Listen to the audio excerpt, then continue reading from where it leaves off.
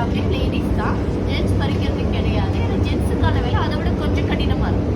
தேயிலை மரத்தை சுத்தம் பண்ணுறது, மருந்து தெளிக்கிறது, தேயிலை மரத்தை கட் பண்ணுறது, தேயிலை தனிப்பட்டவர்களால் கொண்டு வந்து அந்த மாதிரி வேலை வந்து ஆண்களுக்கான வேலை. பெண்களுக்கான வேலை பறிக்கிறதும். ஃபேக்ட்ரியில் day time workers ladies, night time வந்து ஆண்கள் வேலை செய்யணும்.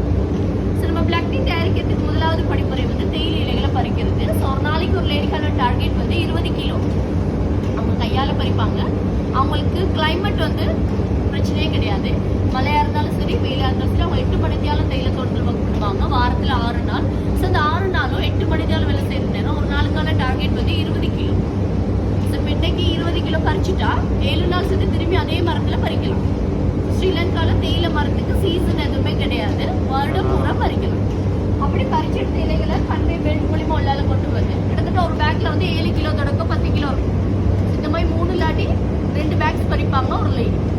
இந்த மாதிரி பறித்து காய போட விடுவாங்க. Extra bodies. ஸோ ஒவ்வொரு லைனுக்கு கார்னரில் ஃபேன் இருக்குது. அந்த ஃபேன் காற்று தேயிலைக்கு அடியில் போகும். அது மூலிமா தேயிலை இலைகள் வந்து காய வைக்கப்படுது. மழை காலத்தில் 18 மணித்தியாலத்துக்கும், வெயில் காலத்தில் 14 மணித்தியாலத்துக்கு ட்ரை பண்ணுறாங்க. பட் எவ்ரி 2 hours என்ன செய்வாங்க, வெயிலின் கிழமை இலைகளை வந்து டர்ன் பண்ணி விடுவாங்க. எல்லா இலைகளும் காய. ஒரு உதாரணத்துக்கு இப்போ 2000 கிலோஸ் காய போட்டோம்னா காஞ்ச பிறகு நமக்கு 1000 கிலோஸ் தான் கிடைக்கும். ஏன்னா 50 கிலோ வந்து மாய்ஸ்சரைஸாக போயிடும். ஸோ அப்படி காஞ்ச இலைகளை வந்து ரோலிங் மெஷின்லால் அனுப்பி